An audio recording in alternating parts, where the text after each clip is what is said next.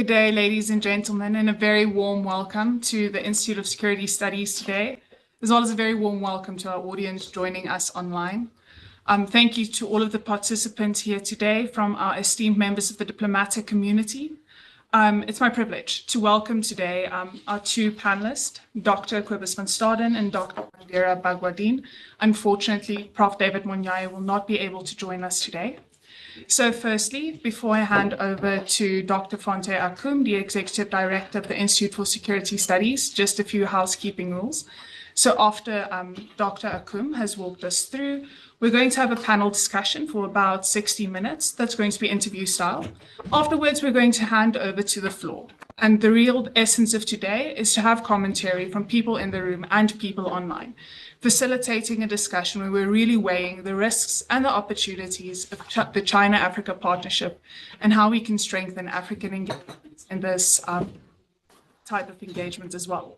So that being said, I welcome Dr. Fonte Akum to make some opening remarks.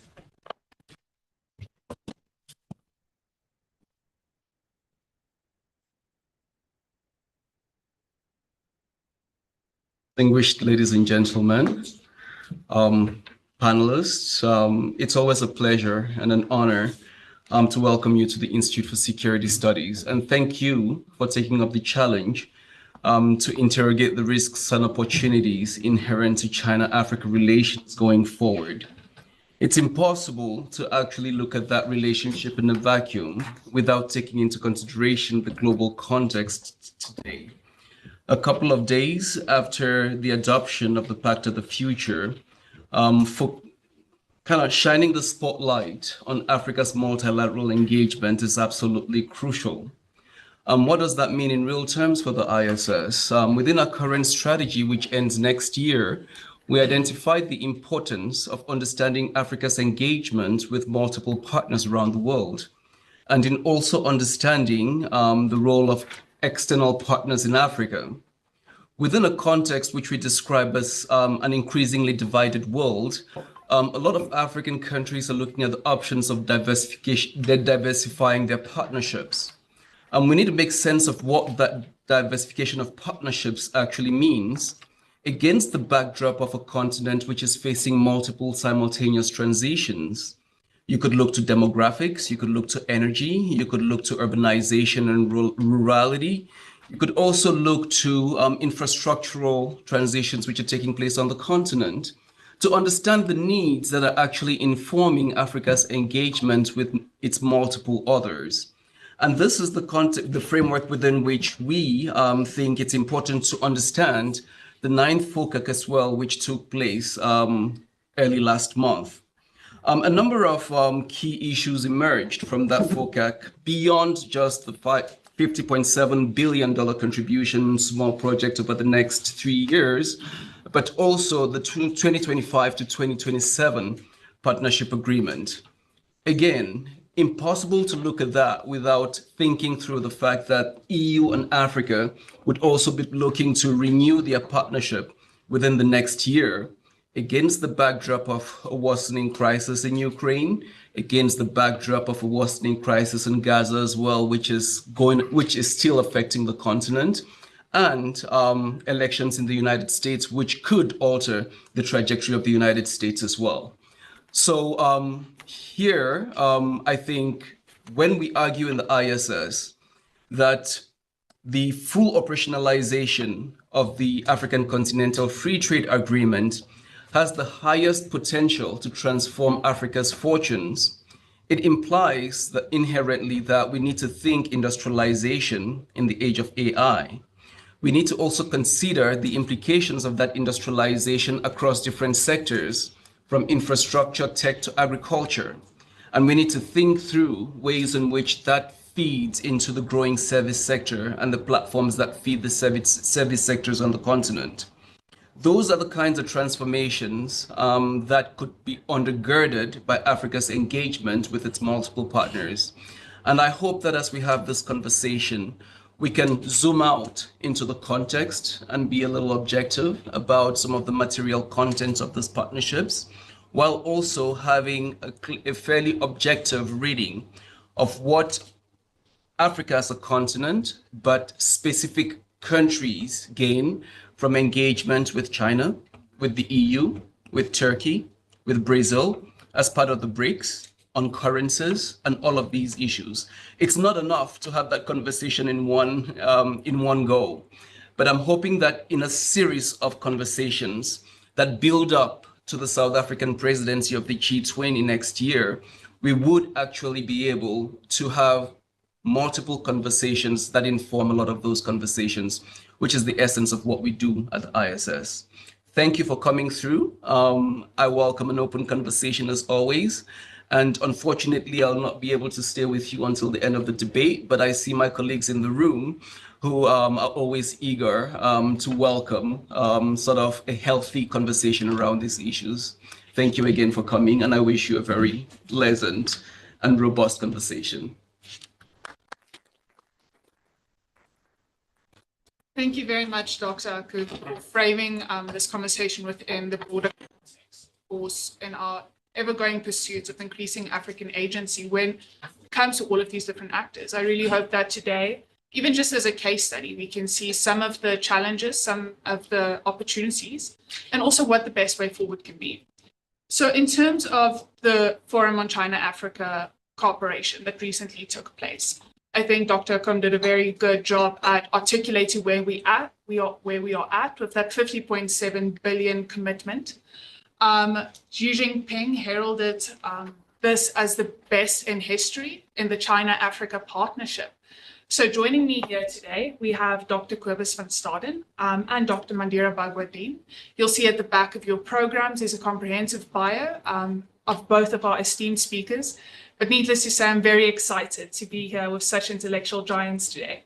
So reflecting on some of the statement, is this really the best in history that the China-Africa relationship has ever been? And is the FOCAC outcomes reflective of this? It's for me, FOCAC, I think, needed to demonstrate two different things at once. One was constancy and continuation. So I think in Beijing they were under a lot of pressure to demonstrate that the relationship wasn't in decline, which has become, over the last 2-3 years, has become a kind of a dominant narrative, I think, in Western coverage of the relationship, particularly around project lending. So that included, repeating the kind of the optics of earlier FOCAC, the red carpet bomb, all of the bilateral meetings, all of the flags, all of the the entire shebang. But at the same time, I think they were also under a lot of pressure to demonstrate a kind of a renewal and a kind of a new framing of the relationship in the 21st century and into the second quarter of the 21st century, and to also be seen to be taking on board African demands and requests. So so I think in that sense, like it's difficult to say what best means, and in this it certainly is. I think they hit both of those marks. I tend to think that the relationship is on an upward trajectory still, and so I think it's one of these things where where the next FOCAC will probably be another kind of escalation, but again, one needs to then unpack what is being escalated, and like exactly who is winning what on which side. Where do you think we're at, Mandira? I agree with a lot, with a lot of what Cobus has said. I think this was an opportunity, if we again look at the wider geopolitical, geoeconomic context, and looking at this kind of geostrategic competition between the US, China, Russia, and the US and NATO allies. And it's almost like an East versus West kind of world we're finding ourselves in again. Cobus and I were chatting about this a bit earlier, and I'm of the opinion that this was an opportunity to, shore up relations, like still fortify, strengthen the usual diplomatic rhetoric, but it also was an opportunity to show much of China's critics, particularly in the West, that look, you're putting sanctions on our tech companies, closing your markets off, but we still have friends in other places. So I think it was also more of a kind of geopolitical show in that sense. And we have to really read beyond the rhetoric. A lot of these Africa or China-Africa FOCAC events and summits, there's all that global South-South cooperation rhetoric. But I think from a strategic lens, it's just demonstrating to the world that, we're ideologically and things, we're aligned with wanting a more multipolar world order. South-South cooperation stronger, especially Africa, China cooperation, China-Africa cooperation is quite strong. And again, it was nice to see, and I think what we as African researchers, academics, policy analysts it was really nice to see African leaders and officials pushing for more balanced trade, wanting China to be really opening up its markets, just as we've done for Chinese products. So they really are. I think it was good to see stronger African agency come through. And I mean, that's wonderful to hear. And we're definitely going to get back to the topic of African agency. But I think the commitment of 50.7 billion as a headline definitely did something in showing that China is here to stay. The China-Africa relationship is here to stay. But it's less than it was before, but it's still more than it was in 2021. So Mandira, if I can throw this back to you, how is this big sum going to be divided? And also, what does this mean? Why is this but still not back to the 60 billion that we saw in previous summits? Yeah, so I think the previous summits, if I'm not mistaken, the 2015, 2018 summits were around 60 billion. Yeah. Then the 2021 was 40, and now we're seeing 50 billion. I think let's maybe address why we had that drop from 60 to 40 and then look at how the current pledges. So I think given as COVID had a huge impact, supply chains really impacted China's economy. I mean, China was already starting to grapple with lower economic growth rates, and then COVID happened. So, and if we think of China as a manufacturer of the world, the world's manufacturer definitely took a knock. So there was lower economic growth rates, COVID-19. There was also increasing during that period. There were the 2019, 2021 period, increasing tensions with the US-China trade relationship. So it had a lot, and also it was dealing with its own, still is dealing to some extent with its own domestic debt crisis. So there was a lot kind of going on domestically and internationally that, China had to tighten its kind of purse strings and look towards, buttressing its own economy. So it was only, I think, if they came out with the 60 billion again, I would have been shocked. So I think it was rational on their part to just cut it by a couple billion, 20 billion or so. And now, obviously, the economy slowly, emphasis on the word slowly, starting to recover a little bit. And they needed, again, if they geopolitically, geoeconomically wanted to demonstrate goodwill and still strengthen relations, money had to be brought to the table. Yeah. And so I think the 50 billion, yeah, that's a good increase. I guess we, as the many African countries, welcome that. It's associated with that would be divided. I think it was, Cobus, you can correct me. It was, I think, 29, 30 billion around credit lines. Yeah.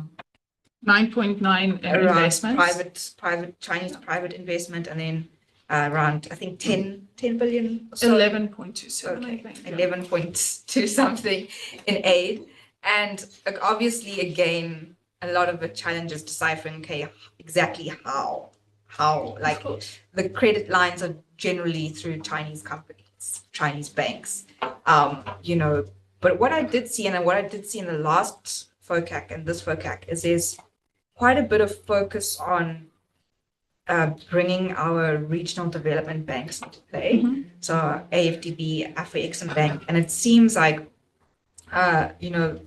some of this credit is likely to go through to these banks, and then use these banks as kind of the middleman to disperse the funding or the loans or development finance. Kind of helps China in that regard with the whole debt trap narrative, and it kind of takes them out as the kind of point person and replaces it with the development banks. But does this make sense to you, Cobus? Do you agree? Do you think some of these developments are positive in terms of also the different types of financing structures we're seeing, like public-private partnerships? Are we heading towards a more sustainable relationship in that regard? Yes, I think so. I think in relation to, like, one always has to, I think, draw a line between the symbolic uses of a big funding number and then the actual breakdown of that number. Because, in this sense, I think that this was an example of one of these kind of symbolic bases that had to be covered. There had to be some kind of announcement. In 2021, the announcement was a lot more diffuse. And we've seen in other Africa Plus One summits that there's also frequently pressure from different private sectors to try and kind of like fuzzy up the number a little bit, because we saw that in earlier TCAD summits, for example, where they were under pressure to not make such a hard funding commitment because the public sector couldn't kind of guarantee that they'd actually be able to hit it. What comes with that is another tendency with these numbers, which is that a lot of it is both retroactive, so it's a kind of older things kind of get retroactively included in the number to kind of to pad it up, and then also speculative in a way, particularly around investment targets. We see that a lot with global gateway targets, for example. It's like they announce a number for how much private sector's investment is going to come, and then when you're actually looking for a list of what those will be, it's like kind of, like to be confirmed, so there is a certain amount of it indicates almost a kind of a political will on behalf of the private sector rather than actual hard commitments. So in terms of the number this time, like as Mundira was saying, like there's the majority was in credit lines, and there's still big question marks there. We're not sure exactly what credit we're talking about, whether these are trade, import-export credits, whether these are running through companies or through banks, how much is loans, how concessional those loans will be, a lot of questions there.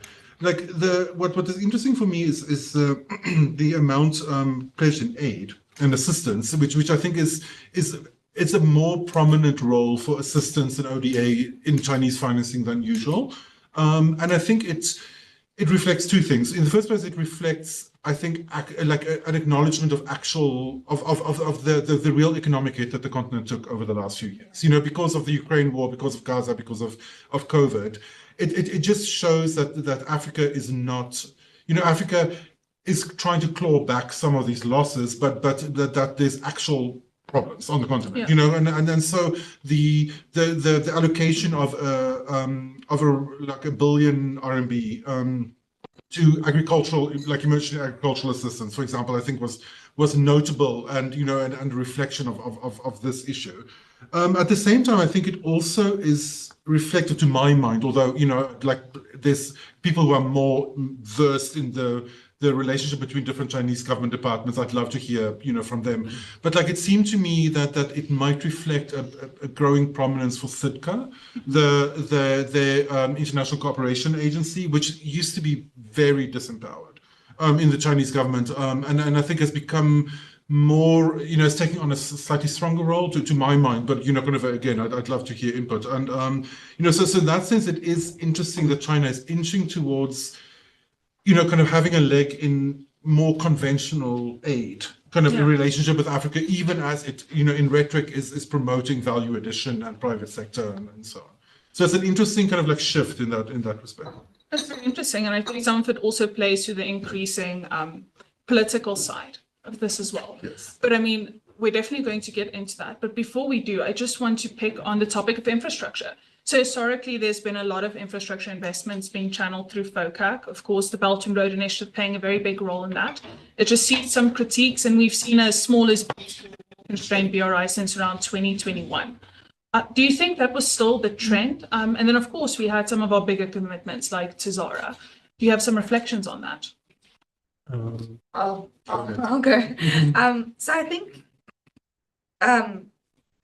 the Chinese, they're not the small and beautiful kind of phrasing, and I think it really got everyone thinking, okay, China is just going to stop massive infrastructure funding, and they wouldn't, in my opinion, they were never going to. They would probably reduce the amount of massive infrastructure projects that state-owned companies undertake.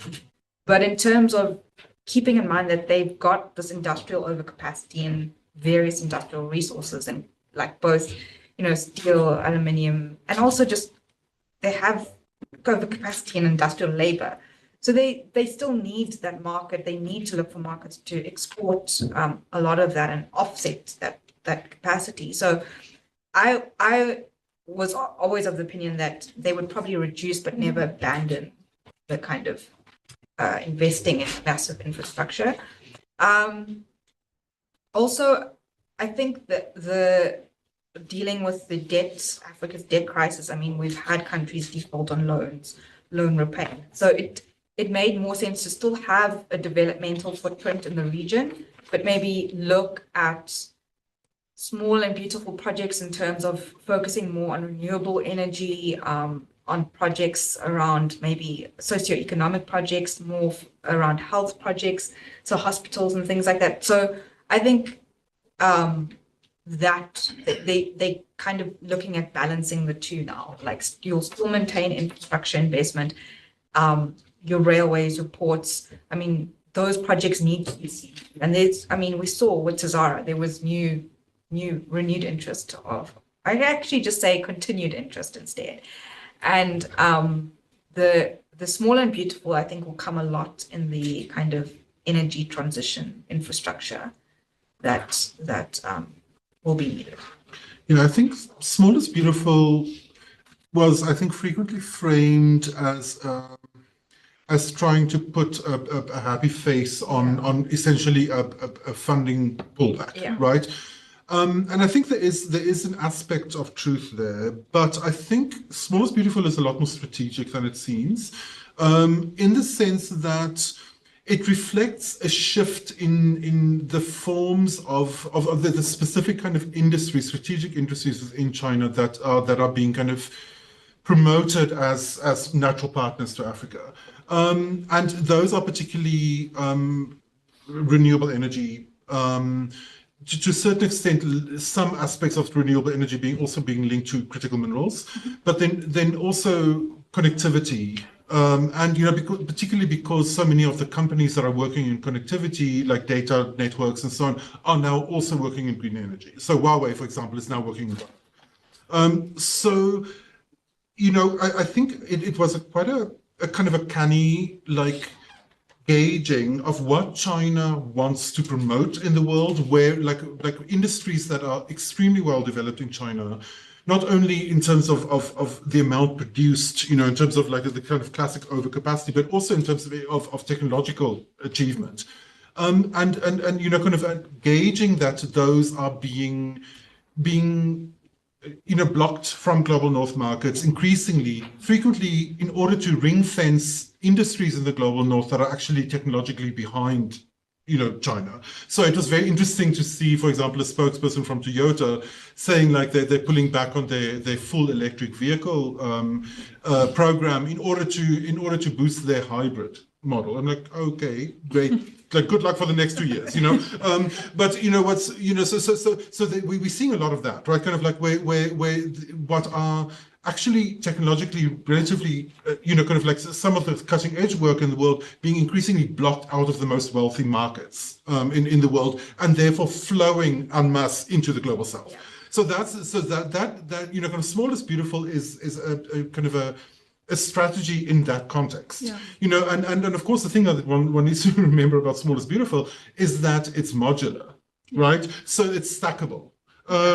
So it makes it like you can break like what you could break it into several projects, which ends up being a relatively comprehensive, kind of project on the ground, because you can have one being like energy generation through renewables, one being energy storage, one being smart grids, and then those are function as one system. So, so small is beautiful doesn't necessarily mean smaller scale infrastructure. Yeah. It's more of a kind of a strategic, I think, way of also, I think, to my mind, again, this is just personally, I think it is a way of maneuvering around some of the kind of political pressures that they face in Africa, particularly around, for example, the ruling elites wanting to have big ticket, old-fashioned big-ticket infrastructure projects like kind of hydro dams, kind of that we increasingly know are not actually sustainable.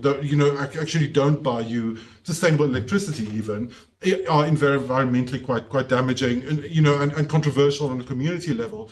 It's a kind of a strategic way of Chinese banks and finances and companies to kind of to sidestep some of those controversies, and to then channel what they want to channel kind of into a market where they know, kind of there's high demand for it. I think. Yeah, if I can add, Cobus, I think so along with that, China has this very skillful way of strategic ambiguity. I'd put it as that phrasing is that because it comes out with things like the BRI, the GDI, GSI, all these like key phrases, and we interpret as strategies, but I think there's strategic ambiguity around what is termed, what is classified, allows him, as you said, to build and expand. And we first started off with the BRI, and then we had the Digital Silk Road, then we had the Health Silk Road. So it's like this, by not having a framework, a solidified framework, a concrete framework,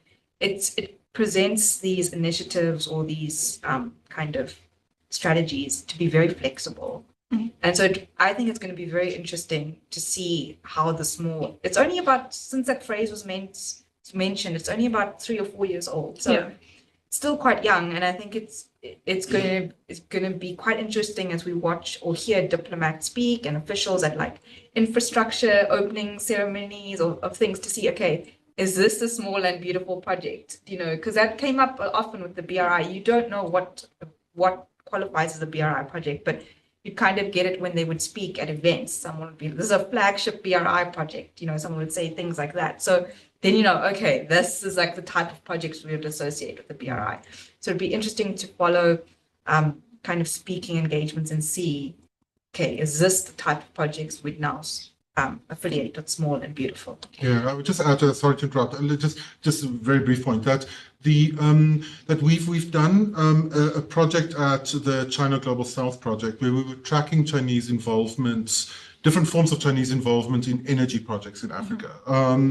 And so that's an interactive map that's it's going live in like the next week. And it'll actually be public facing. It's not behind our paywall. So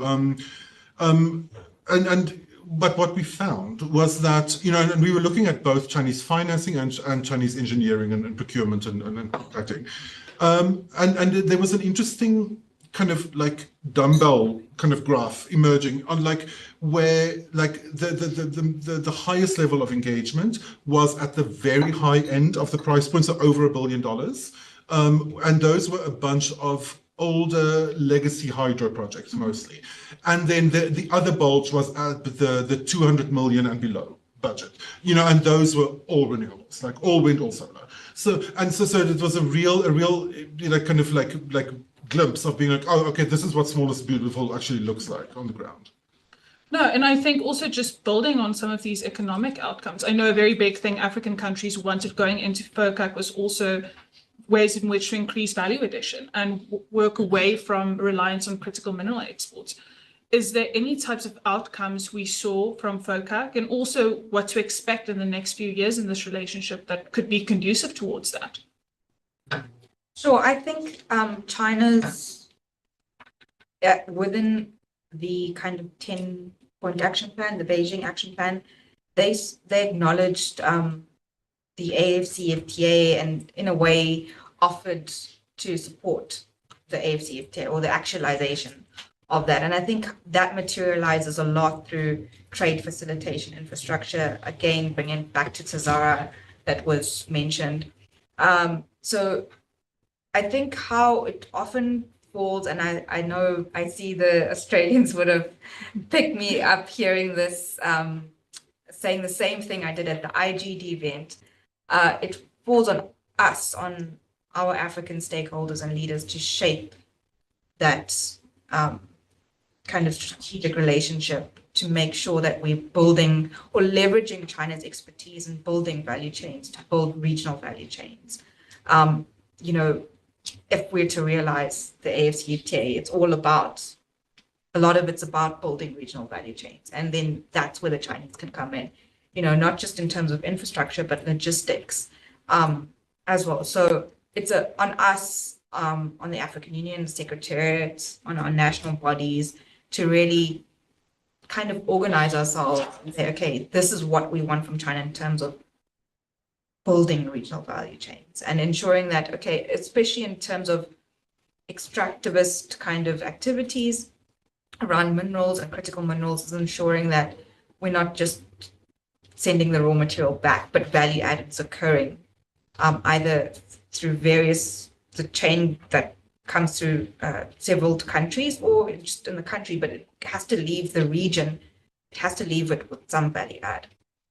Well, you know, one of the, I think, like, there's always a difficulty, like a kind of a several steps missing, Yeah. you know, kind of in between the general commitment to value addition at a very high level, and then how that will actually happen on the ground. And, you know, so in that sense, I think China is cognizant of the pressure on the African side and the development of the African critical mineral strategies, you know, like with the specific one that we're waiting for coming from the African Development Bank, you know, probably like later this year, maybe, you know, to increase that. Like we've seen, one of the things I think one needs to take into account is that for African governments to achieve this, what they're trying to achieve, it always implies a certain amount of conflict with external actors, and you know, so we've seen, like around the Lobito corridor, for example, the entire Lobito corridor has been basically set up around refining in the United States and in Europe.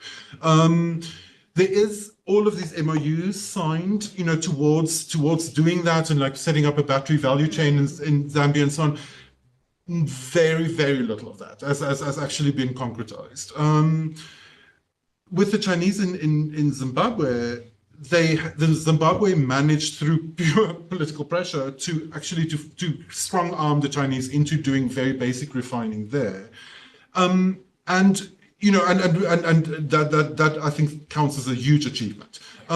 Because I really didn't want to, and it also took making those companies, for example, build power plants to power these refineries, and Zimbabwe was only able to do it because of its unique you know, reserves. But you know, but we, so me and my colleague at China Global South Project, Jérôme Nima, we co-published a paper for SIRE quite recently. And he was there quoting this this Chinese official from a lithium company, saying like, look, in order for us to move beyond just producing spodumene, which is the most basic kind of lithium concentrate, basically, which is basically separating lithium just from rocks and mud, essentially. In order to move beyond that towards battery grade lithium, we're going to need, and he provides this list of inputs, like, you know, kind of like so much per kind of ton of battery grade lithium, we need this much sulfuric acid, this much kind of food grade CO2, blah, blah, blah, blah, blah. And like, you know, and this much electricity, and, you know, and making the point that the problem is this industrial chemical ecosystem and then the electricity issue. You know, so for a country like South Africa, exporting some of these industrial chemicals to Zimbabwe in order for Zimbabwe to do some of this refining, I think that is a possibility. I think, you know, South Africa is one of the few countries in Africa that's able to fulfill some of those, not all of them. So then the question becomes, where do we place those and how do we work together to actually make this ecosystem happen? I have not yet seen really the kind of hard-nosed negotiations on a SADC level, for example, to really concretely be like, okay, we're focusing on Zimbabwean lithium. Kind of this is where this chemical is coming from. This is where that one's coming from. This is the train line taking it from there to Zimbabwe. Like that kind of planning, and we're not seeing it. That's true. I agree. There's no the critical minerals is a very critical, it's a critical juncture for us, but there's no momentum around really galvanizing various countries to like really see how do we disperse the benefits, how can we organize, how can we build the value chains. It's actually quite deflating. Yeah. And I think it's important to keep in mind that window is closing. Because everyone, like no one wants to say it, but no one, like a lot of these foreign actors don't want to deal with what it takes to, for example, to do business in the DRC, for example, right? Kind of so there's this kind of arms race for a post-cobalt battery, and increasingly for a post-lithium battery. And China is one of the leaders on that. So Africa has to move quickly if they want to gain to add value to this, because everyone else is trying to get away from having to be so engaged in the sector. And I think that is kind of sweetening that up and being more strategic on that is really a challenge. I think some of these reflections definitely points to we need a more concerted effort on Africa's side to define what we want, how we want it, and organizing within the continent, be it coming from the AU, coming from REX, but we need to have those conversations coming from our side. And I just want to pick on that from you as well. How do you think, what would be the best way forward, given the practical constraints that African countries have in having this collective approach and moving towards our ultimate goals in Agenda 2063? I think in the report I wrote for ISS, I'm of the opinion that the RECs need to play a bigger role. Galvanizing 54, 55 African states, with various developmental, geographic, environmental, socioeconomic makeup, is, I think, really, it's great, but on the ground, logistically, and just trying to get everyone on the same page, or a page, just one of the pages, is I think it's really difficult. And I think regional economic institutions such as SADC, ECAS, ECOWAS, they could play a more active role in creating like regional strategies to engage with external partners such as China, to navigate that relationship and leveraging, external partners to contribute to the region's development and addressing regional issues. For example, West Africa is dealing with, all the coups it's had. It's very different to the South Africa. So I think the RECs need to be more empowered. Again, we've got some dealing with funding issues and all of that. So it's also, what is their capacity? What is their funding like, their human capacity? What's their resources like to actually drive that? Because I think if the RECs, one of the kind of issues has always been the RECs need to play a more robust role to then influence what's happening at the African Union and how the African Union is approaching things. And I think, from my opinion, some have quite a lackluster kind of performance. And I think it's just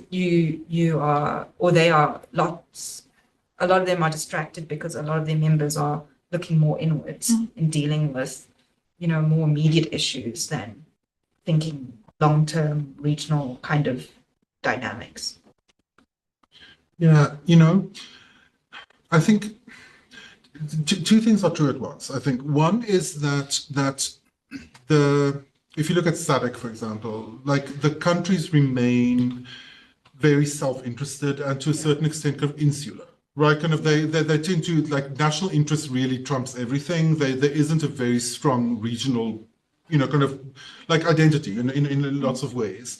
At the same time, though, in de facto ways, like the SADC region is more integrated than in many other regions. So for example, like this, we already it's already standardized to have like cross-border electricity trading, for example, right? Kind of like, and the Southern African power pool is already set up. So, so in that sense, I could think one might have to strike a kind of a dynamic balance between each individual country in their own kind of chaotic herding cats kind of way, pursuing their own national interest, and yet finding ways to work together. And I think green electricity is actually a great example of how that could work, because on the China side, we at this incredibly we're at this really kind of interesting juncture, right, where China put, compared to Europe, China invested 10 times as much into its domestic solar capacity. It now produces, I think, between 80 and 90% of solar components in the world. And it's desperate to sell them. It's selling them at kind of, it's basically a fight to the death between these companies within China. It is possible to get high quality, the world's best quality solar components for cheap at the moment. And it's fascinating for me to see the discourse in the global north, in Europe particularly, around like, China's overcapacity in solar, as if this is a big plot, whereas like from a global south perspective, it's like, okay, so China internalized extremely damaging negative externalities, right? Kind of like horrible labor situation, horrible environmental impact, in order to build up this green energy mega industry, which it's now offering to the global south at these like steeply discounted prices. It's like from the global south perspective, if considering, obviously I know where the global north comes from because they are trying to protect domestic industries, but kind of from a global south perspective that don't happen to have those industries at the moment. This is a very, very compelling intermediary step, right? Kind of in order to set up a certain base level of renewable energy capacity, in order to then move on to, say, making your own solar panels. So in that sense, like, kind of each country will, and again, this is where Small is Beautiful works, is each country can pursue that individually. But because the power pool is already set up, each time Namibia, for example, paves another kind of like 2 kilometers of Namib Desert in solar panels, they can immediately start trading it elsewhere. So in that sense, great. Kind of like that I think is a kind of a very unique moment of opportunity, I think, for the sub-region, without necessarily having to in some way magically generate some kind of like kind of cooperating mechanism that doesn't exist yet. No, that's very interesting. And I definitely think there's a lot of opportunities coming from this relationship to complement where Africa wants to go and what the Africa we want looks like, and having that China complement from other external partners coming in. But coming from this more of an economic discussion on some of the tangible outcomes, the argument has been made that the China-Africa relationship, the political aspect of it, is increasingly important as opposed to the economic side of it. Of course, we saw Xi Jinping promote the upgrade of all 53 African countries with a diplomatic relationship with China to a strategic partnership. We saw some very wordy titles being given. And how does all of this fit together? Firstly, what does these titles like South Africa being upgraded to an all-round strategic cooperative partnership in a new era really refer to in practical terms? And how does it reflect how China is currently viewing Africa within its own goals?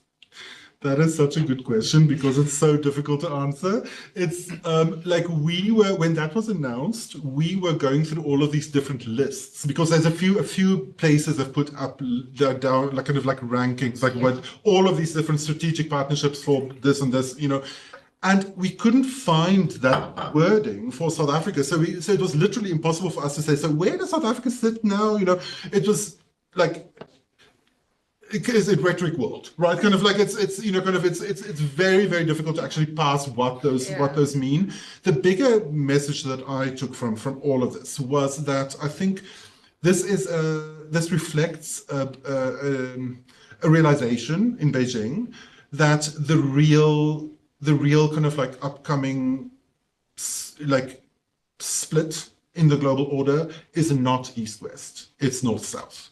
I think this is what we're seeing particularly around the crisis in Gaza. This is what we've seen like increasingly around environmental issues. North-South is the kind of dispute that's going to be shaping our world. And what I think is what was very interesting was the positioning of not only of China as a South kind of like actor and as a global South country, which of course, they've done for a long time, but specifically identifying modernization as this kind of like space of where this kind of conflict is happening, and presenting China as an alternative model for globalization, and at the same time explicitly, for the first time, I think most explicit that he's done so far in Xi Jinping's speech, linking Western modernization and industrialization to colonialism. Kind of, which of course is realistic. Kind of like we know where that money came from, right? Kind of like the British like Industrial Revolution was powered by African raw materials and Indian raw materials. So so in that sense, like no, this isn't a surprise. This is history. But the framing of it in this specific kind of like competing modernizations kind of like narrative is revealing, I think, and I think that is really where that kind of political valence of Africa in China's larger kind of like dealing with the global South really comes in. Yeah. Building on what Kuba said, also the phrases around shared community, shared futures. It's China kind of showing I think also trying to increase its normative and discourse power around shaping this modernization with the global South. And what I find interesting is, there's lots of debates around, should China still be categorized as the global South versus, should it be inching more towards a global North, just based on, its economic development.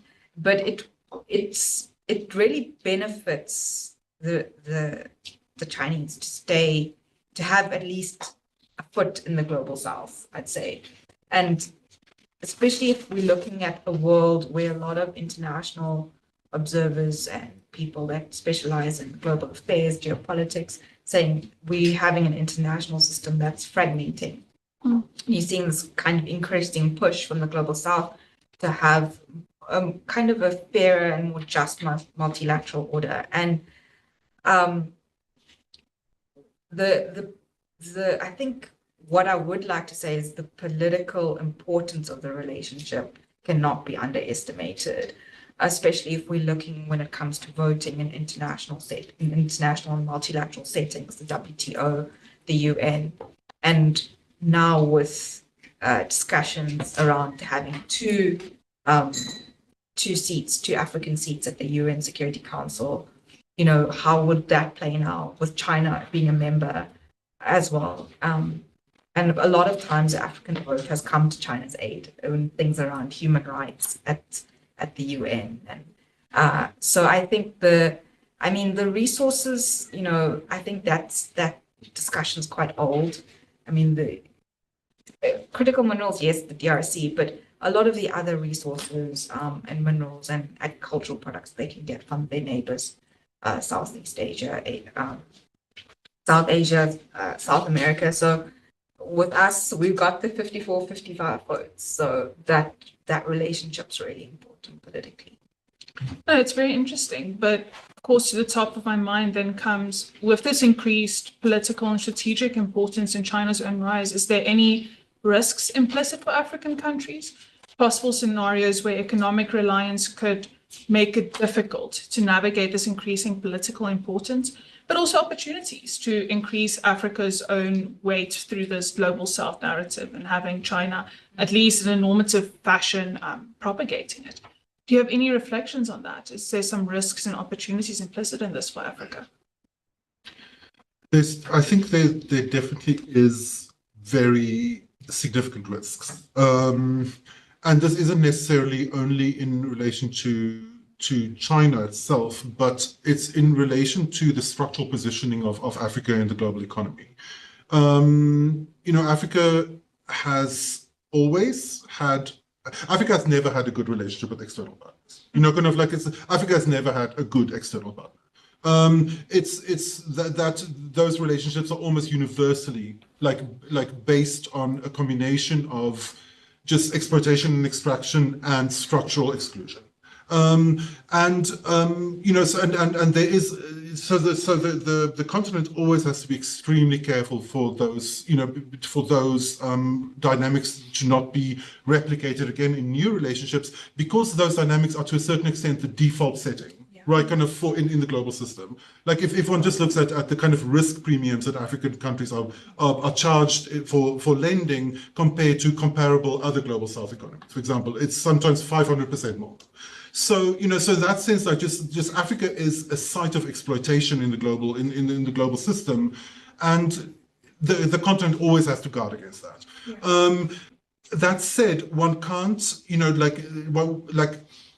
to be too overly focused on risk, you know, also closes down a lot of opportunities. And I think the opportunities here lie not, there's certainly China-specific opportunities. You know, kind of, I think green energy and connectivity, for example, are ones where there's just the amount, just the sheer amount of production that's happening in China just makes it this like outlier, you know, compared to other powers.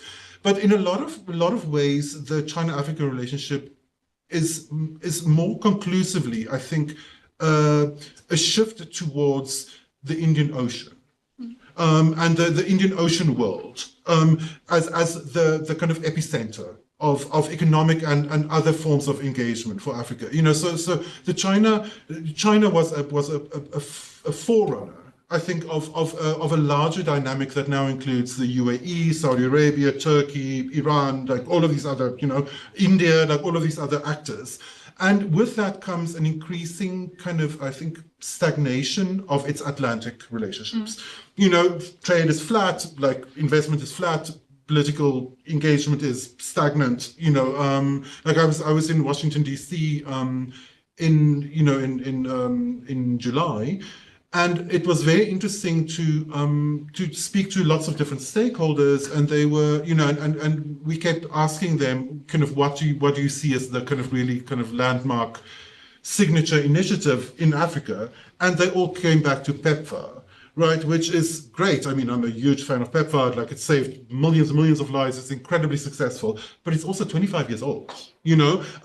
So since then, we've seen an entire China-Africa relationship emerging, you know, kind of, and so, you know, and I think that's also very true for Europe. You know, it's so like that kind of Indian Ocean facing aspect, I think, carries some risk. You know, kind of like the UAE's relationship with Africa has some issues, but at the same time, it also carries, I think, just a different sort of set of perceptions of Africa itself, which I think then opens up a set of opportunities for the continent. I don't know if you agree. I mean, there's nothing much I can add to that, except both risks and opportunities. But I think if we look in terms of, you know, the kind of, again, reforms happening in the kind of multilateral fora, almost tag teaming with China in a sense to have favorable kind of reforms that work in favor of not just both regions, but I think the global south overall, but also to ensure that this is not just China-led push, but that we are having African interests, needs, developments being pushed as well in these forums. So we have to look at how do we, just not just from a bilateral or like regional kind of standing, but how do we make the relationship work in these settings? And we've seen often each side supporting for kind of leadership positions and things in the UN especially. So with this momentum to reform these systems, how do we strategically leverage that partnership with China to ensure that we're not just being used as like pawns? You know, like we need to also have a bigger kind of say in these processes. So I think that would be quite interesting to investigate a bit further. Oh, definitely. And I mean, that push should come from Africa's side as well, having that self-conceptualization of how we want it and what is most in line with our views. But I think this whole conversation almost on the border of this bigger geopolitical fragmentation that we're facing internationally, and also how the China-Africa relationship is being affected by this. So we've seen the establishment of BRICS Plus. We've seen new African members in this space. How do you make sense of the China-Africa relationship within our current almost divided geopolitical world? I think, it's a big question. I think in a lot of ways, the China-Africa relationship functions on two different levels, right? Kind of like one is its valence as an actual set of economic and political relationships and trade relationships and so on, which frequently is somewhat smaller than one would expect, right? Kind of particularly, for example, the investment relationship is actually not as huge as frequently as many would frequently assume. But it has this second level of importance where it functions as a form of intervention in a larger global conversation about what a global order should look like. And there, I think it was, as I said, it was a kind of a front runner for a larger set of relationships that are slowly emerging. And I think Africa's one challenge that I think is really in conversations about China-Africa relations, this thing of we need to heighten African agency, we need to set African agendas first, we need to heighten African priorities. That is such a default thing to say in the space, and definitely, I mean, sure, 100% agree. I think it's really, really important. But what I think is frequently left off the table there is I think Africa is at the moment punching below its weight in terms of global South thought leadership, in terms of setting shared agendas for the entire global South, not only the continent, and finding overlaps and synergies between the rest of the global South and the continent. In that sense, I think if you think about the intellectual heft that both the small island developing states have had in the climate conversation. So these are Tuvalu, Vanuatu, these very, very small Pacific islands. And then also Barbados's Bridgetown initiative in just setting a global agenda for, for that isn't kind of as beholden to geopolitical splits. I think Africa should be playing that role. Africa is not kind of stepping up to that plate, I think. I agree. I really agree with Cobus. It's this kind of change, this geopolitical system that's in flux. It's an opportunity for us to really step up to the plate and take or have a say or have some form of global South leadership. I'm honestly tired of us just being these passive, I want to see things shake up a bit, and I want us to play a more kind of, we can we've seen India, really step up to the plate. And I mean, okay, it's difficult to expect the whole continent to do so, but South Africa, Egypt, Morocco, Nigeria can definitely, really do that. And we've done that a bit with the Israel-Palestine issue. But I think on a lot of global issues like climate change, climate finance, next-gen technology, AI, we're starting to see the AU develop digital kind of policies and things. So that's good. But I think having play a more leading role in terms of the global South would be great. No, definitely. I think the bigger question is then always how. How do we make that step towards, really doing all these things, having African agency on the front runner, but that it should be a priority. I mean, that's, I would argue, pretty much undisputed. And before I turn it over to the audience, is there any specific, we've touched on a lot of things. We've also not touched on a lot of things because the relationship is at such an interesting space. We have security cooperation, development cooperation, trade, infrastructure investments. And is there anything we haven't spoken about or that we have spoken about that you would like to highlight, that what should everyone in the room and everyone listening online really be looking out for in the next 3 years of the China-Africa relationship as detailed by the Beijing Action Plan?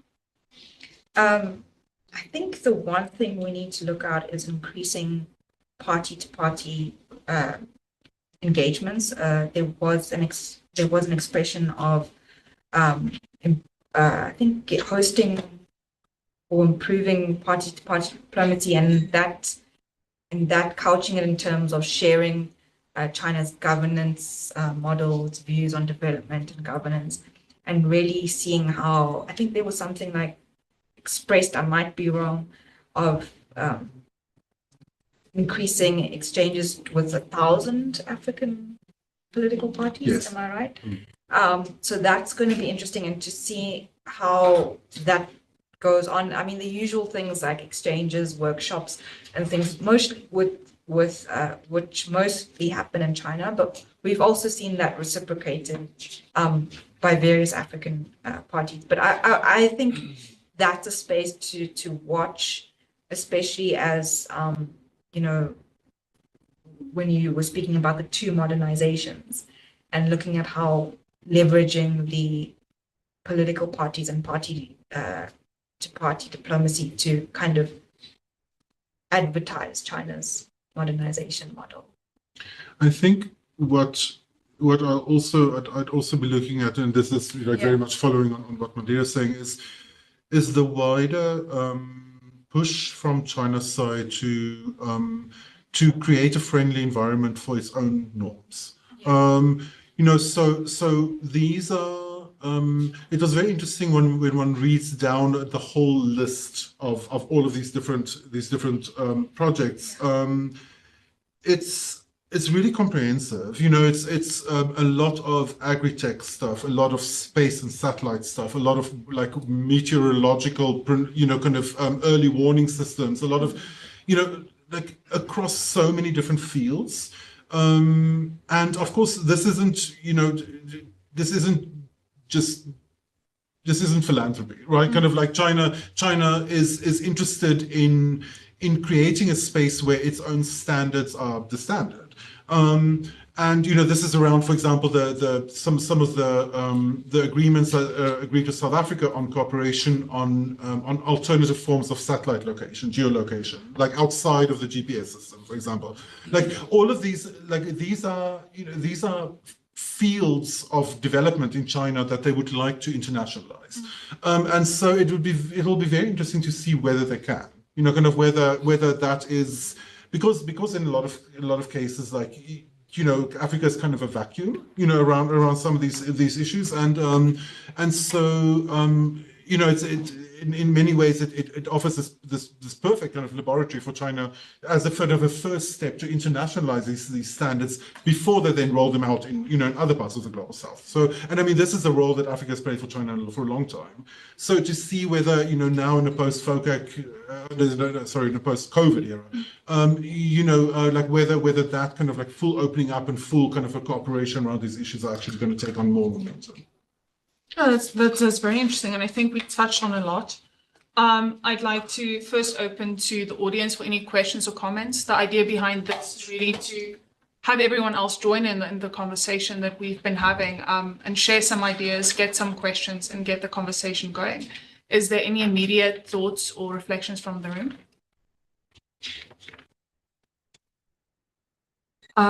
Itumeleng and then Prel. Good afternoon. Thank you very much for a very engaging perspective.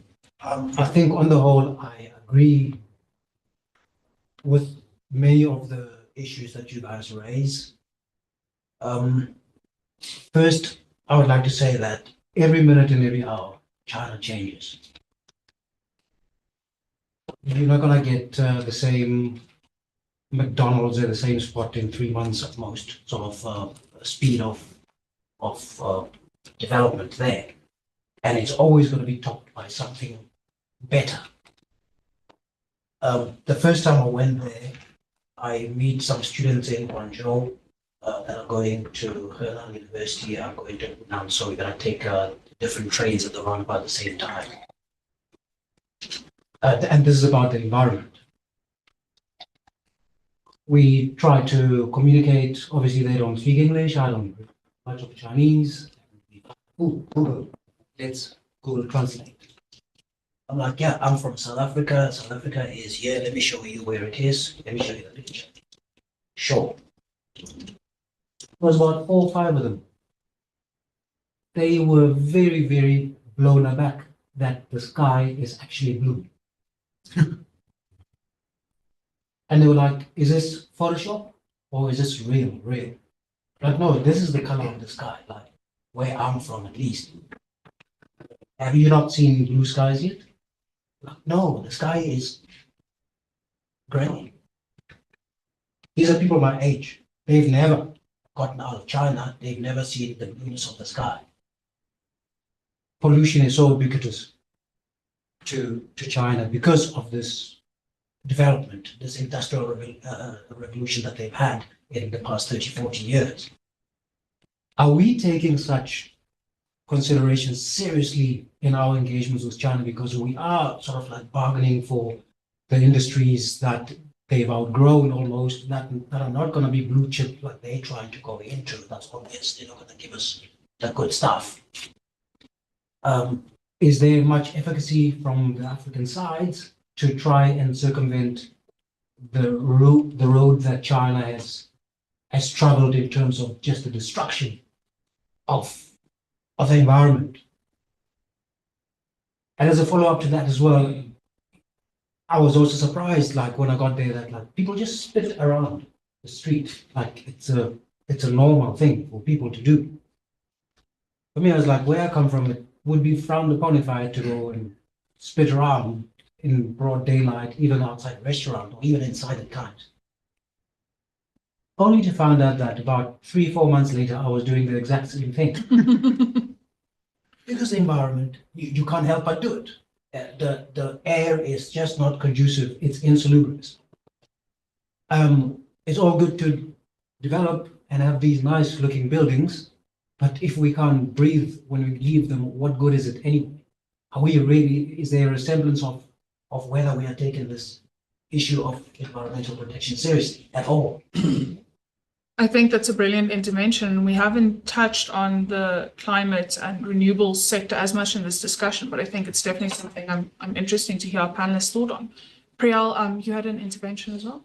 Yeah, thanks. It's been such a fascinating discussion. I think you've covered on so many different areas of the relationship between China and Africa. I have a few scattered thoughts, a few scattered questions. Some of them are more pointed than others. Maybe I'll just start with a few of pointed questions. Let's not focus on Africa as a whole. Maybe let's just focus on South Africa, just to narrow the scope a little bit. But Kobus and Mandira, what is South Africa doing right, and what is South Africa doing wrong in engaging with Beijing on a bilateral basis?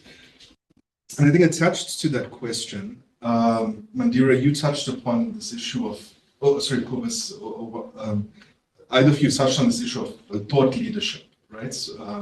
The countries in the global south, countries like South Africa.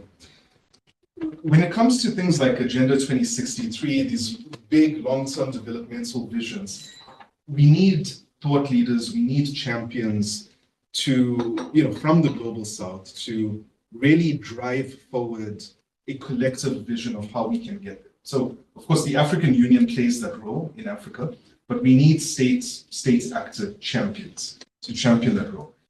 I just wanted to know, in your observations of FOCAC over the last couple of years and other, bilateral engagements between South Africa and Beijing, is South Africa really, again, it comes back to my first question, what is South Africa doing right and wrong? What are we doing to, advance a collective African agenda in our engagements with Beijing? Specifically because, ZIRCO has this ongoing annual commitment to, the African agenda on a yearly basis. It's a formal official part of our foreign policy to, take forward collective common African positions and aspirations in our bilateral engagements. So what is South Africa doing right and wrong in that perspective?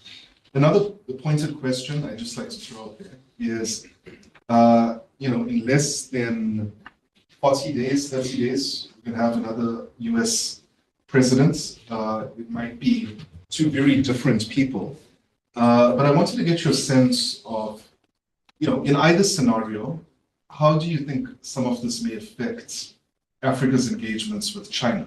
Specifically because in the US's 2022 National Security Strategy, China is very explicitly framed as, I wouldn't say enemy, but as competitor number one, the only country in the world with the intent and capabilities to challenge US hegemony on the world stage. And US strategy is, developed to counter that influence, often referred to as malign influence in Africa. Do you think this is going to, the outcome of the election is going to fundamentally alter Africa's engagements with China in any way? Again, and final question. I don't know if this is a pointed or a broad question, but is China a revisionist or a status quo power in your view? Because I find, in our analysis, we often find either of those two understandings being bandied about next to each other. Many people argue this is a Security Council member, it's the biggest power that has the capabilities to challenge the US. It's very much a status quo power. It has an interest in preserving the current North-South status quo, whereas real revisionist powers may be found elsewhere, amongst other countries in the global south. So, perspectives on that. Thanks. I think then I'll hand over to the panelists. You have quite a few things to address, but I'm looking forward to response. Do you want to go first, Corbett? Sure. Around the environmental issues, it's a very interesting field for me. It's like I think quite revealing of some of the different kind of dynamics involved. So as you were pointing out, kind of like China internalized huge economic costs, right? Or huge environmental costs. I mean, like China like as part of China's development, it really got environmentally very damaged, right? And it is interesting to see how the party state has now responded to that. Environmental regulation in China has become a lot tighter. And the blue sky Beijing has pretty blue skies now, like on some days at least. So it is interesting, it is possible, kind of to like it's, regulation has caught up with development to a certain extent in China. And I think the fact that process has been so complex and so costly, I think on the Chinese side, I think there's a lot of different kind of lessons to be taken there. Where I think it would be a good place to start is in looking at something like the timber industry, right? Kind of so the Chinese domestic forest kind of regulation is extremely tight, right? Kind of like Chinese forests are very well protected. And yet, the Chinese timber industry is importing through very, very kind of like problematic means, illegally logged timber from everywhere, right? Kind of including from, kind of from many in Africa. And so, so frequently that is framed in Africa as, kind of as an example of a kind of a form of neocolonial exploitation, right? But I think what is really important, and this is where the kind of thought leadership aspect comes in, is for Africa to look at where it finds itself in a larger global economy, right? So, for example, just as an interesting kind of little case study, quite revealing little case study, there was this report that came out late last year, I think Environmental Investigation Agency maybe, that looked at timber illegally logged in Equatorial Guinea that ends up in factories in China in big pools of timber where they lose track of where these different ones come from. They turn into a bunch of like door frames in these mega factories in China that are then exported to the US and end up in Home Depot in the US. So in this kind of process, the Equatorial Guinean government, and this was particularly the son of the president, the kickback for that illegal logging was so standardized that he got a standardized kind of like cut per cubic meter of wood that was then kind of like exported, even though this was supposed to all be protected forests. Then in China, it's, you know, kind of like they lose track completely of where all of this wood comes from. And yet everything is marked as you know, kind of rainforest sustainable. And then in Home Depot in the US, it's also marked as rainforest sustainable, right? So one of the kind of key links in the chain, it ends up being low-level African officials, right? Who end up, you know, okaying for relatively small payments, end up okaying permits that in the, you know, kind of to certify illegally logged wood as legally logged wood at the beginning of this process, right? And on their shoulders rests an entire global supply chain, you know, that you know, kind of, you know, bypassing regulation in several countries, right? Some of the most sophisticated regulation in the world is bypassed through their work, right? So that kind of in lots of ways for the lesson I think that we take on the African side, and this, by the way, is true in Republic of Congo, it's true in Mozambique, it's true in Gabon, it's true in all of these different countries, right? All of the countries that have significant forest cover have less forest cover now because of the Chinese timber industry. You know, and the Chinese timber industry feeds into IKEA, it feeds into Home Depot, it feeds into all of these global north chains, right? So because China isn't making stuff for itself, it's making stuff for the world. So you know, this is a long-winded way of saying that this, like, the African stakeholdership really needs to happen at the governance level. And you know, Africa needs to be a lot more hard-nosed in terms of, you know, in terms of the activity of its own officials, you know, who end up kind of like enabling a lot of this problem. Then, you know, not to gas on too long, but like in terms of South Africa's relationship with China, I'm always slightly hesitant to talk about South Africa-China relations because I myself find it's quite tricky to understand. A lot of it is very behind closed doors, you know. So, but what I think, I think in some ways, South Africa may be well advised to look at two countries. And the way that they balance geopolitics. One is Angola, and the other one is Vietnam. You know, Vietnam, amazingly, had Xi Jinping, Joe Biden, and Vladimir Putin in visiting their countries in 1 year. You know, so they are masters at this kind of thing of being friends with everyone and yet not being beholden to anyone's agenda.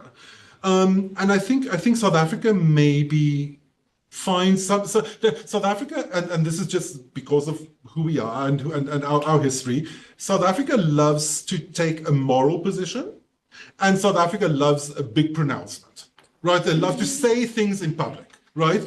And maybe a little bit more kind of like canniness in terms of like what is publicly said and what is privately enacted. You know, kind of, and balancing those, and then trying to sweeten relationships with all sides in order to strengthen an internal, very hard-nosed South African agenda. Maybe a little tweaking in that direction may be helpful from my perspective. You know, and therefore, what lies at the heart of that is having a South African agenda. And I think that's really the important thing. It's like, really, what really does South Africa need? You know, what will really actually boost job creation, development, skills transfer, technology transfer? What will actually make that happen? You know, it's a combination of being tough in public and private and being sweet in public and private, right? And sometimes balancing all of those can be, I think, tough for South Africa, particularly because South Africa does love a big pronouncement in public. Yeah. Again, I think the environmental issue, there's a lot of research on it, but it's also, I think over the last decade, I don't think we're going to follow the same kind of environmental damage path. Like, I don't think it's going to be like a copycat situation. I think there's a lot more sensitivity around, you know, the fact that we have energy transition plan. South Africa has a just energy transition plan. the fact that we're in this very sensitive kind of climate, environmental kind of age, I don't think we're going to replicate China's kind of environmental mistakes. But that said, the way we're managing kind of our environments, I mean, the pollution of our rivers and stuff, that's on us, not necessarily copying or trying to replicate the Chinese industrialization part. Again, what Koba said, and what I think a lot of us in this China-Africa space aid all boils down to governance. How are we managing our kind of partnerships with economic partnerships? Where's our monitoring and evaluation systems? Where are we sending people to check on the factory being built, on the Chinese factory operating, on the Chinese company mining, thing. So I think that you hit that nail on the head there. Again, echoing a lot of what Koba said, very difficult to speak to the South Africa-China kind of dynamic and relationship because a lot of it is behind closed doors. But I think comparatively, on the kind of conversation of strengthening African agency is that we engage quite robustly with the Chinese, and we have at least a lot of we have like dedicated department in DIRCO that has a China desk, that like really focuses on engaging with that country quite robustly. And what I don't know if we recall a few years ago, we disapproved of one of the Chinese ambassadors. Do you recall that? And China, Yes. I think they replaced it. I don't think it was I don't think they replaced him because of the disapproval, but there was like a discussion about yeah. So I think like we're not afraid to like call certain things out or be like we don't agree with this, but it's also this balancing act and balancing various interests and what do we want to get out of them, how do we want to get it versus what do we want to get out of the US. And again, that comes to doing our research and our homework, and maybe that's a task ISS and all the other think tanks can really galvanize and work with DIRCO and the departments and really try and push this, and that would then serve as an example for other African countries, and maybe the dream would be realized of having an Africa strategy. But the US election, the question on what South Africa doing to advance a collective African agenda with Beijing? I think I would couch this more. I would want to tend to say that we've seen rhetoric, but I haven't seen like a strong.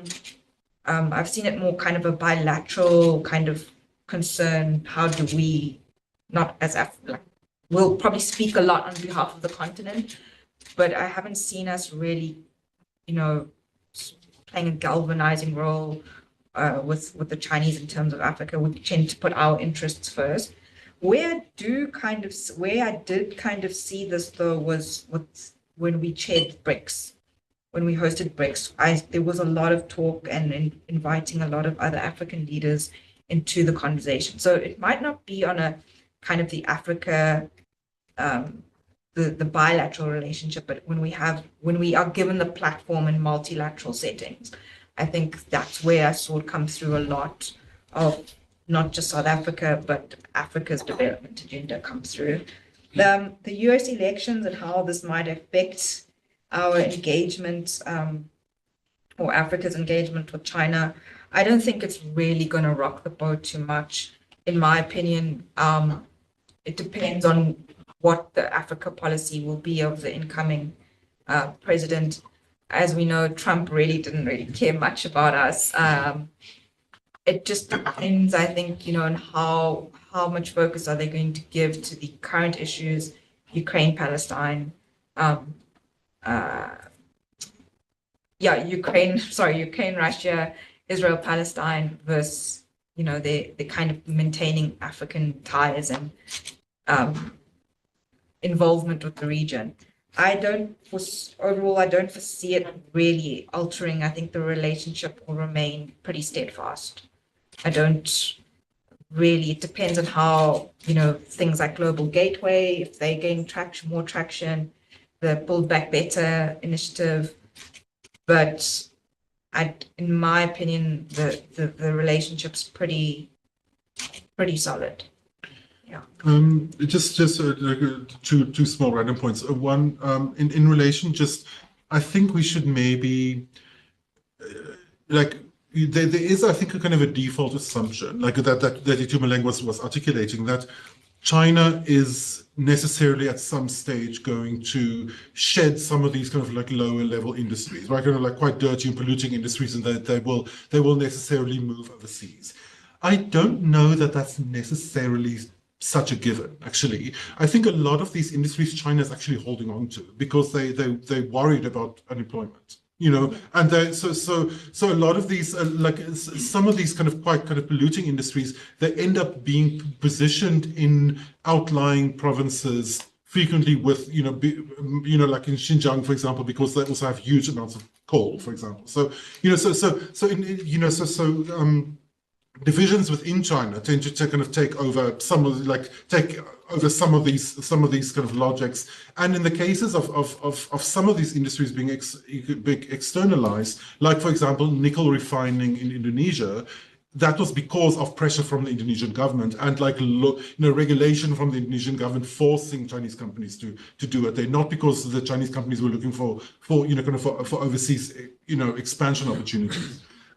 So I think in the case of Africa, what we may need to kind of like flip that logic on its head and realize that one of our biggest assets is our market, right? Africa is the world's last emerging market, the only one that's emerging, and it's the only one where there still is actual untapped consumer potential, and so a lot of the Chinese manufacturing that is happening in Africa already is actually happening with African markets in mind, rather than exporting to the rest of the world. Like using Africa as a manufacturing base to export to the rest of the world does not work very well. Actually, Ethiopia has, those special economic zones have not actually really fulfilled that role, partly for internal Ethiopian reasons. But but where it does work is actually frequently targeting African markets, and so that's a different sort of set of calculus, right? Kind of like that also depends on more broad-based development, and modernization within Africa, which is why I think one of the reasons why modernization has been such a theme that was hit at FOCAC. In relation to the Chinese to the US election, I would just say that I do think I agree. Like I think no matter whether Trump wins or Harris wins, that the relationship will be relatively stable. But I think one of the reasons is because Africa is very low on US priorities lists. I was speaking to US stakeholders now, and they were literally saying, look, both Oceania and the Arctic are now higher priorities for the US and Africa. Like Africa is low, and that is its stable position, right? That's the stability of the relationship. That's what constitutes that stability. It's very low levels of interest. So whether that's a problem or not, that I think Africa has to answer, right? Kind of like that's not like having very very concentrated U.S. interest on one's country isn't necessarily a happy situation, right? Kind of so it depends very much on the specifics. No, and I think thank you for those reflections as well. I want to turn it over to our online audience. Rogare, you have your hand up. If you would like to unmute yourself and turn on your camera and give some interventions, that would be great. Let's see. Thank you. Thank you. And thank you for today's panel discussion as well. It's helped me to think through some of the pros and cons of FOCAC and the broader China-Africa relationship. My set of comments are follow-ups to points that were raised in the panel discussion, but were left a little bit unclear. I think one is on the $51 billion headline figure, as well as the GDI, and how some of the points aren't really clear, like how would we then track things going forward. On the finance side, I think there's a role that African countries have to play going forward. For example, if we think of Zambia's Ministry of Finance, they recently announced that they secured a debt restructure deal with the ICBC, Industrial and Commercial Bank of China, and I think Bank of China. So for other African countries, looking at let's say the $30 billion credit line option that's coming out of this recent FOCAC, they should, I think, be working with Zambia, taking notes from them, and maybe consulting them privately to say, how did you engage your Chinese counterparts? What lessons can be learned from them? And then this will help shape what the actual set of finance looks like. Is it concessional or is it commercial, based on the engagements and the successes of countries like Zambia? So that's one way that African countries can take this forward in order to pinpoint what the actual finance and the terms look like. And it's similar for GDI, I think. It's up to the African counterparts, African government, public and private sector to shape what the actual small and beautiful projects look like. It's not all up to China. African countries also have to step up and co-create, co-shape, co-design what that looks like. Then on the all-weather kind of partnerships, it's somewhat symbolic, but I think one way we can think of this is, on the one hand, it's an announcement to the world that Africa and China will continue to work with each other, right? That's clear. But it's also maybe a renewed or an increased level of commitment to say, on the African side and on the Chinese side, how can we better understand each other's societies, each other's cultures, each other's political systems, so that we better understand how to work together going forward, given all the geopolitical issues that are going on. It's hard to align on different positions if you don't understand each other, and to be on the same page and to coordinate and align on different things. So it's in a way seen in that announcement or commitment for the 1,000 political figures, or I think from the African side, to be going to Beijing, or maybe from Beijing going to African countries, and to learn from each other. It reflects on some of these commitments. Yep, that's all for me. Thank you so much. I think those are a few very, very valuable interventions. I want to read a few questions from the chat box. So in terms of Samir is asking, if there's any example where an African country, including South Africa, before going to the FOCAC summit, sat for an internal meeting to discuss what they actually want from China this time, raised the issue during the summit and got what they wanted. So in this case, Rogario also referred to Kenya. That could possibly be a good example of this. But I was wondering, is there any other examples you could think of in these types of bilateral engagement where Africa actually got what they set out to get? And then we have another question in the chat box from Rita. So she says the level of compliance by a state with the rule of law is well recognized as one of the best indications of the stability and hence the risk it poses to its own security and to the security of other states. Yet I fail to find recognition of this in various ISS conversations, such as in the current discussion. Is there any insight into why the rule of law has not emerged more prominently and fundamentally in dealing with security risks, such as these that we've discussed today? I think some reflections on that as well is we do have a very strong rule of law program within the organization. And I think today's discussion might not necessarily have delved that deep into it, but if you have any reflections that you would like to share. Thank you. This, like in relation to this, the role as was mentioned, the role of African, kind of regulation and implementation. In something like the GDI, I think is really key. It's one of the most important issues, actually. Because I think in a lot of ways, one of the ways that the GDI and all of these Chinese initiatives are tricky to deal with is that they can be extremely squishy, right? Kind of like very, very vague in terms of like, wait, what is this actually what are is there some kind of coordinating committee, or like how is this implemented? A lot of it is they almost take the form of narrative setting, right? Kind of setting a kind of a broad kind of like rhetorical conceptual space within which like a variety of individual actors are acting in relative accordance, right? And so African actors in that space carry a lot more responsibility to make sure that things go well than they do in in spaces as, for example, with working with the World Bank, or we're working with European funders, for example, where there's a very kind of like a kind of checklist of of different kind of benchmarks that are very kind of concretized.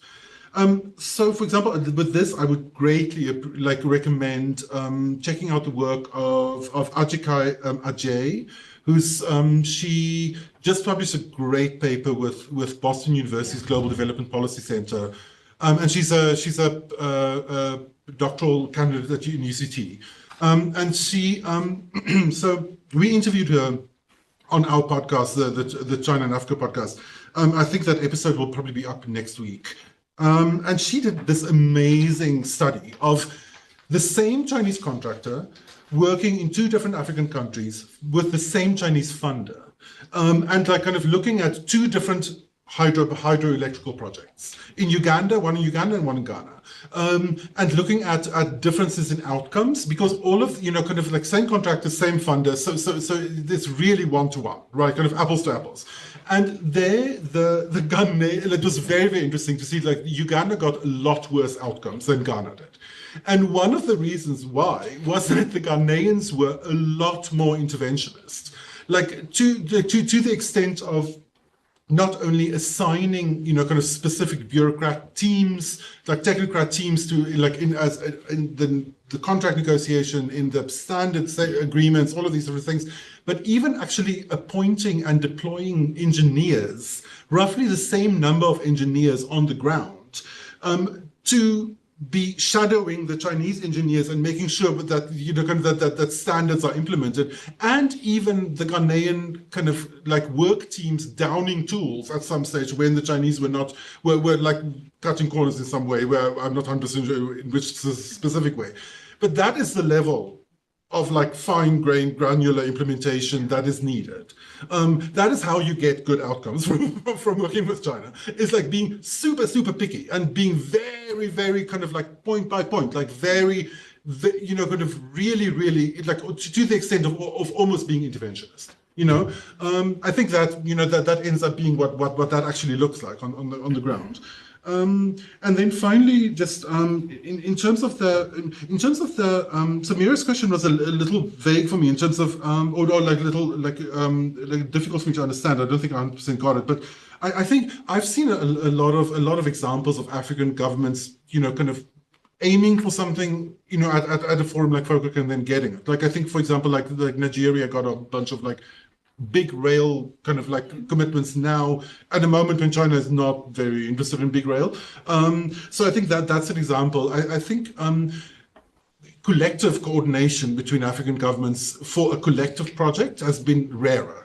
And there I think one needs more, kind of examples. I think this FOCAC around, there's been like bodies like Development Reimagined, for example, like did amazing work in pulling together all of these African ambassadors in Beijing, and like having kind of bringing them together in these shared events and having them kind of coordinate talking points and plans and so on. I think we need a lot more of that, and I think African governments need to be a lot more proactive on doing that. Like we still see much too often that African governments take a kind of a back seat, or where they're like, oh, we're interested to see what we'll get, but we're not sure what we'll get from China. No. Like you need to be a lot more, like a lot tougher, kind of like in terms of like setting plans, like, and then working together to actually make sure that they actually happen. Yeah, completely agree, Cobus. Also something, I think the first question was around the GDI and the pledge of 50.7 billion. I don't know if you have any insights, but to my knowledge, it might, again, it's one of the strategic ambiguity. Will some of this money be diverted to GDI initiatives? again, I can't comprehensively answer that question. And what counts as a Yeah, GDI issue? yeah, exactly. Yeah. So I think what we should look at though is maybe looking at how we play a role in, let's say, shaping the GDI or herding the GDI or corralling it in some way to really meet specific needs or specific goals we want to see improved. So it's like improving the trade relationship, helping with industrialization, building more ICT infrastructure. So shaping it in a way more with, I think, regional, continental, and development plans as well as national plans. But again, this requires us, as we've been drumming on about, is galvanizing and like really being strategic. But I think also nothing really stops our China desk in DIRCO from saying, hey, can we have a meeting with Chinese government officials and actually figure out what is this GDI and how can South Africa contribute, play a bigger role, shape it better. So I don't know what's going on behind the scenes in terms of unpacking the GDI, but I would encourage that kind of proactive engagement, as well around things like the Global Civilization Initiative, So the the G Global is Security yeah. Initiative, all these G initiatives. The Zambia debt restructuring deal with the ICBC was mentioned. So I think 2 or 3 years ago, I did some research on the China and Zambia's debt restructuring, and it happened more in the context of dealing with a group. So China, I think China, France, South Africa chaired meetings as well, and I think US holders. Well, it was more taking a group approach because no one wants to lose out. So it was like, instead of bilaterally dealing with China on the debt, getting China to sit at a table with other creditors and navigating how, who's going to give up what and who's going to let go of what. So that was for me, that was quite strategic in terms of dealing with China in a group setting where the power differential is a bit diffused and you have other players in the game. And also, this was just with ICBC. What about China Development Bank? It's just one instance, but I do give credit for the thought on sharing experiences with engagements with China around debt structuring. So like Zambia could give or we could host an event or workshop with Zambia on how did you get to this point. And I think more of that sharing of engagements and strategizing on how to get what you want from China, how to that needs to be like almost like a network amongst the governments on the continent. Yeah, a borrower's club. Yeah, Mm. yeah. Yeah, and I think that's really important, not only in relation to China, but in relation to all lending. Yeah, exactly. Because, what I find very frustrating, about this discussion is that because there's such a moral panic about Chinese lending to the continent, what is left off the table is that China makes up a relatively small portion of the total debt in Africa.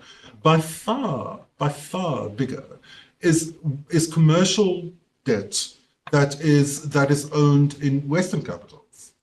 So the private debt and Eurobond debt that are mostly routed through London, New York, and Frankfurt, and the way that Africa is being overcharged in that debt, the kind of unwillingness of those financial industries to deal with in any kind of sustainable way with debt restructuring, and the way that those financial industries are being shielded, also rhetorically shielded by Western governments, is outrageous. It's a scandal. How incredibly coddled those industries are and how they're not being challenged at all. So in that sense, the kind of interest rates that African countries are charged like there should be a riot about this. You know, like Kenya got charged more than 10% on a Eurobond like earlier this year, which it was using to repay an old Eurobond. You know, it's like the brokenness of the international financial system. China is part of that problem, but it certainly isn't the whole problem. Yeah. But the real problem is that the financial system the global financial system is incredibly dysfunctional, and it's being kept dysfunctional for political reasons in in Western capitals because those governments don't want to pick a big fight with very powerful financial industries in the run-up to important elections. You know, and Africa is collateral damage in that issue. So yes, definitely, one needs a lot more oversight, a lot more transparency, a lot more like knowledge sharing in relation to Chinese lending to Africa. But Chinese lending to Africa isn't the only problem. Just to build on Kobus Singh, I think it's on his comments. I think it's really interesting to see discussions now and events and workshops on developing the African Credit Rating Agency. Yes. How that goes on, and more technical thought needs to be given to that. And I think that would, at least that's some positive step, or it's like in the right direction of really getting on the ground information to inform that agency, and that agencies will be housed on the continent. And I think that will be a bit of a game changer in terms of the lending and debt, around debt, and how these interest rates are determined. There was one on, I wasn't too, the question on the all-weather strategic partnership comment, I wasn't too clear on the exact question. But I think there was a question, or the person was alluding to kind of understanding the culture, African culture, Chinese culture. And I think that's we've, at least from when, I was when I was catching a flight a few weeks ago, I was looking through the China Daily newspaper that they have at our airports. And there's quite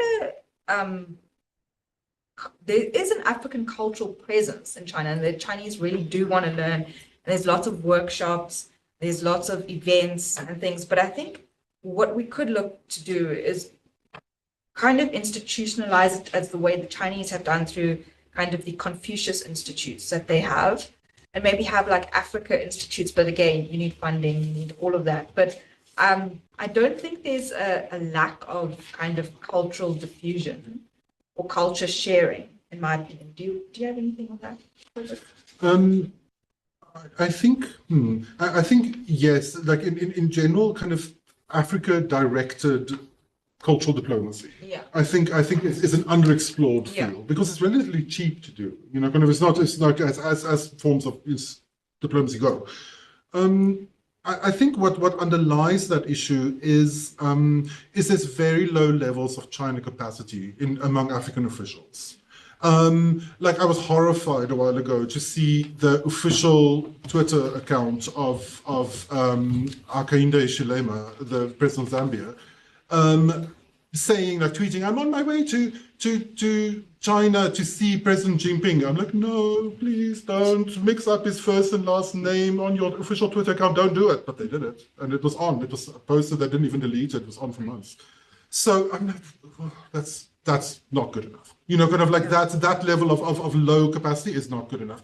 And one of the key reasons for that is that there's a lot of African students study in China. Yeah. Right, kind of like I think it passed France, I think recently as the biggest destination. So it's now officially the biggest number of foreign African students studying in China. So there's a lot of Africans with Chinese postgraduate degrees, fluent in Mandarin, you know, like there's a lot of them around. But they don't tend to find there isn't a feeder system to get them into foreign ministries, and into embassies and so on. So there's a kind of a broken connection there. Like I think there is actually on the ground capacity. It's just not being placed in the places where they can make a difference. Yeah. The kind of there was a question around the targeted kind of strategies to get. Jana, do you want to? Yeah, I think the question was more talking about some of the rule of law aspects to it. But I also understand we don't necessarily have to get into all of that detail right now. I think a very prominent reflection on what was discussed is how the Global Civilization Initiative, Global Development Initiative, Global Security Initiative, but the GCI specifically, is kind of coming in this people-to-people connection, which is very central to how Beijing wants to engage with Africa. I mean, I think the pledge was 25 new centers for China-Africa studies to be established in Africa. We have 600,000 scholarships and traineeships for the next 3 years for African students to China. So very much that's also coming increasingly to the foreground. But I think in the interest of time and coming to a close, if there's a one title you could say right now to African policymakers into how to navigate this China-Africa relationship in terms of mitigating risks and really leaning into those opportunities in light of all of these core themes we've discussed today, what would your key takeaway be? Do your homework. Do your homework. Yeah. Yeah, absolutely. Yeah. Yeah. And know what you want. Yeah. Not only what you want in general, and not only what you want because it would be nice to have, but what you actually need. Like which kind of projects would actually create jobs? Which kind of projects would actually kickstart some form of like regional development hub? And then work out ways to see what you can get, you know, from China. Like, you know, I think like avoiding vanity projects, avoiding political appointments, avoiding all of these other kind of issues that kind of cloud the engagement, you know, kind of that overcomplicate like the African side of the engagement. You know, just kind of, you know, that seems, I think, taking a leaf from the book of Southeast Asia is useful. Yeah. You know, kind of is really kind of laser focused on specific development like outcomes and you know, going for the more humble, more low-hanging fruit ones. Yeah. You know, kind of like local electrification, local internet networks, those kind of things. It doesn't have to be a $5 billion hydroelectric scheme or like a cross-regional rail project. It can be small and humble, but be more impactful. Exactly. Yeah. Yeah, do your homework. You know, we can't talk about reaping the benefits of the fourth industrial revolution without having electricity. Mm. Like, so you be strategic, think about, you know, what's going to have the biggest impact. Like, I think there are people, we have so many people on the continent you can reach out to inform the decision making. But the best results will come from doing your homework, and not just with China, with every other actor. All of them. Yeah. Including Europe and the US. Yes. Yeah. No, I think this is a very powerful message that came through today. Was the key to a more equitable Africa-China relationship is Africa, a more assertive Africa. The answers are coming from within. And I really enjoyed that the African agency to actually set the agenda, make these choices and move not only the continent, but the world forward is something we have within us and something we can use moving forward. So that being said, I want to sincerely thank our panelists for being here today. And I want to thank our lovely audience, both in person and online, for this discussion. I've certainly learned a lot, and I think it was very productive. So thank you very much for your attendance today. And let me not stand between you and lunch to be served outside. Thank you, ladies.